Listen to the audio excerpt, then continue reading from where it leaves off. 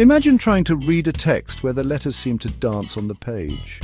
Words appear jumbled, making it a struggle to decipher even the simplest of sentences. This is a glimpse into the daily reality of someone with dyslexia.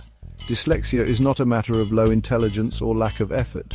It's a neurological difference that affects how the brain processes written language.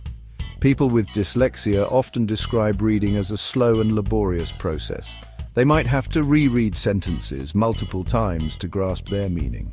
This can be incredibly frustrating and tiring, impacting their ability to keep up with schoolwork, enjoy reading for pleasure, or even perform everyday tasks like reading signs or following instructions.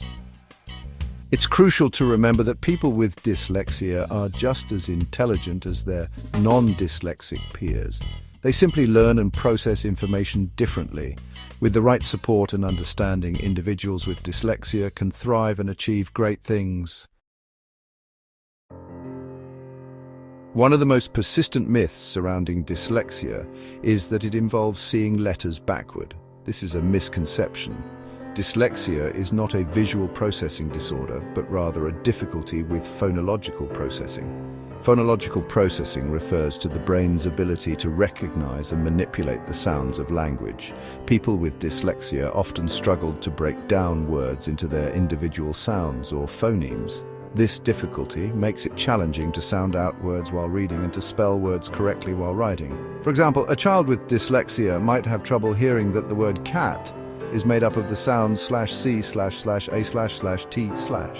This difficulty with phonological processing can make it hard for people with dyslexia to learn phonics, which is a common method used to teach reading. It can also lead to difficulties with rhyming, remembering spoken words, and learning foreign languages. Advancements in brain imaging techniques have provided valuable insights into the neurological underpinnings of dyslexia.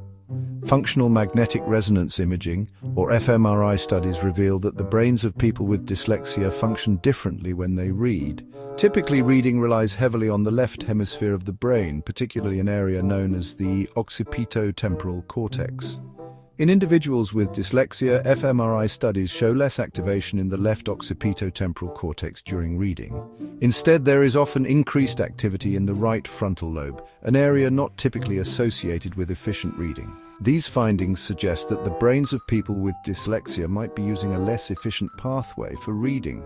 Research also suggests a genetic component to dyslexia. Studies have identified specific genes that are linked to this learning difference. It is important to note that dyslexia is a complex condition, and both genetic and environmental factors likely play a role. Dyslexia is not a disease to be cured, but a different way of thinking. It's time to embrace neurodiversity and recognize that variations in brain structure and function are a natural part of human diversity. Many individuals with dyslexia possess unique strengths and talents. They often excel in areas such as visual thinking, problem-solving, creativity, and entrepreneurship. Think of the brilliant minds who have achieved remarkable things despite their dyslexia. Albert Einstein, Pablo Picasso, Steve Jobs, and Richard Branson, to name a few. These individuals remind us that dyslexia does not define a person's potential for success. With the right support, individuals with dyslexia can thrive in any field they choose. Early intervention is key to helping children with dyslexia develop strong reading and writing skills. Effective interventions often involve multi-sensory approaches that engage multiple senses. These programs might incorporate visual aids, auditory exercises, and kinesthetic activities to help children learn and remember letter sounds and spelling rules.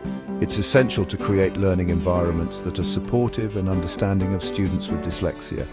Educators and parents can play a vital role in advocating for these students, providing them with the tools and accommodations they need to succeed. By fostering empathy, understanding, and acceptance, we can create a world where all individuals, regardless of their neurological differences, have the opportunity to reach their full potential.